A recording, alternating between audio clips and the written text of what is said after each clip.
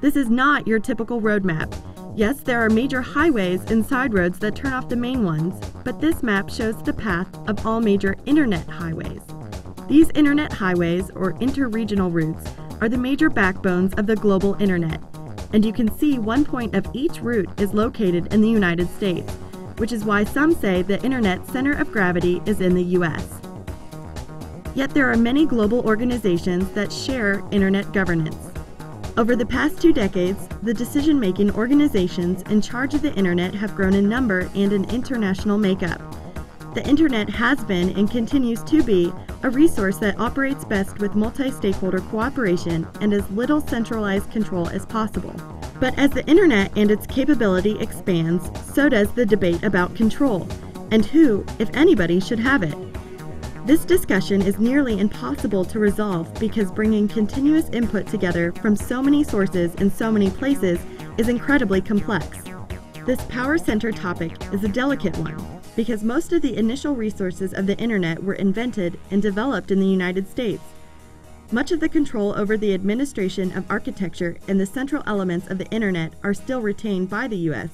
Many of the root servers key to the internet are located in the US.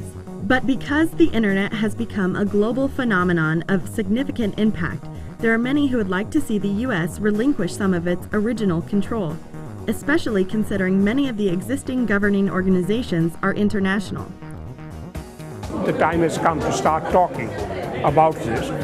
In fact, to even understand what are critical internet resources. Is it the domain name system? Is it the address space? Is it the root server system? Is it the way the protocols are developed? My definition, that includes obviously names, the domain names that we talked about, the country code domain names and the top level generic domain names. The management of those is part of the system. The other portion are the addresses. You have to have an address so that the system knows where you are on the internet. That's like the equivalent of your telephone number in a very rough analogy to the telephone system.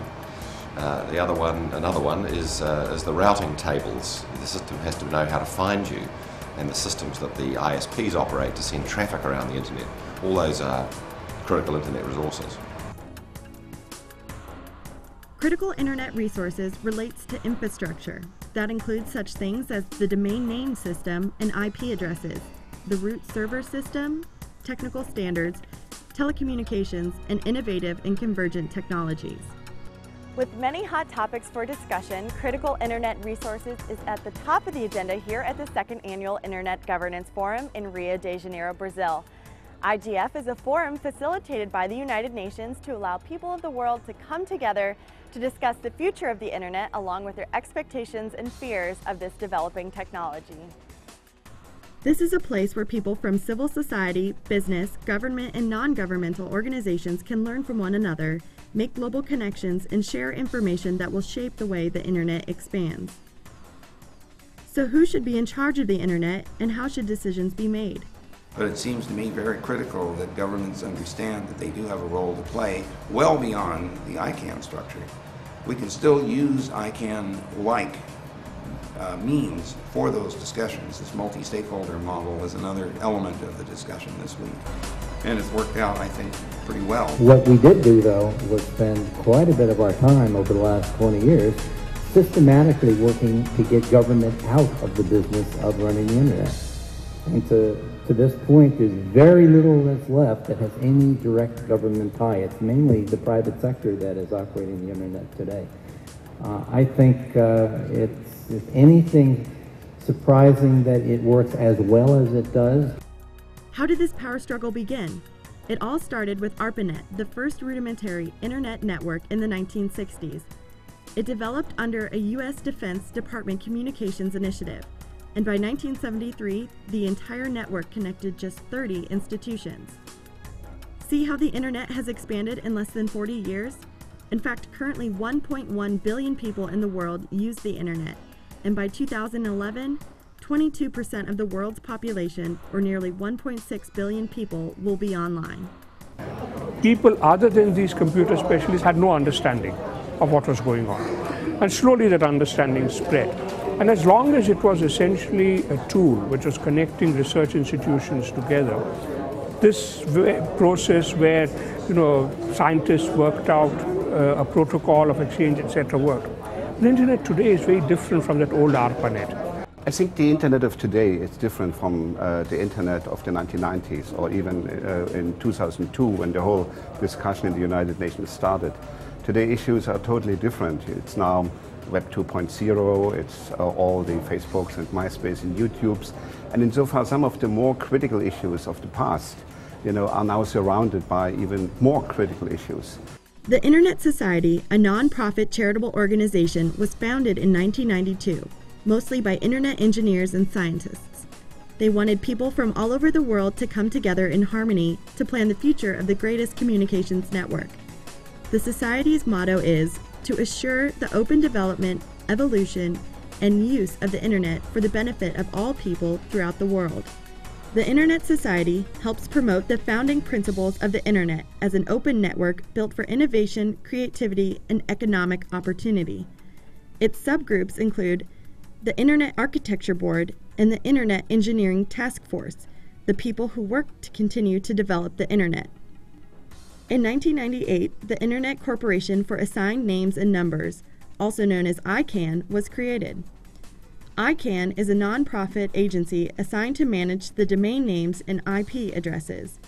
It holds public meetings and encourages public participation in its processes. ICANN's the result of the internet community coming together and saying we need to organise how we run the internet. And so it consists of the various components that make the internet work. It's tough to get people from varied cultural, social, and economic backgrounds to come together and make decisions as complex and multi-layered as those now being discussed in regard to the revolutionary communications tool we call the Internet. That we today have to see a lot of the controversies of the past in this new environment. And the good thing with the Internet Governance Forum is that this is a space for discussion because nobody has an answer. We are searching for answers. The annual Internet Governance Forum is providing people from all walks of life from many parts of the world the chance to get together and talk things over. The major themes of discussion for IGF in Rio are security, diversity, openness, and access. There have been many people in the world community who wish to address the issues tied to the locations and operations of the Internet infrastructure. These are critical Internet resources. There are those who say this type of discussion can become a pointless and possibly negative power struggle. Part of the principle of ICANN, and many of us who've been involved in other organisations, is to make sure that no one person or no one company or no one country or no organisation is going to actually control the internet. The benefit of the internet is that it's distributed and most of the power occurs at the edges. Any single person can join up. The Internet Society's official position is that IGF should focus on expanding access to the Internet, sharing ideas for best practices and expertise with others, and knowledge sharing and bridge building between civil society, government, business, and non-governmental organizations, avoiding political arguments. One thing is certain, for the Internet to continue to be stable and to grow, the countries of the world must work together. From Rio de Janeiro, I'm Ann Nicholson, reporting for Imagining the Internet in Elon University's School of Communications.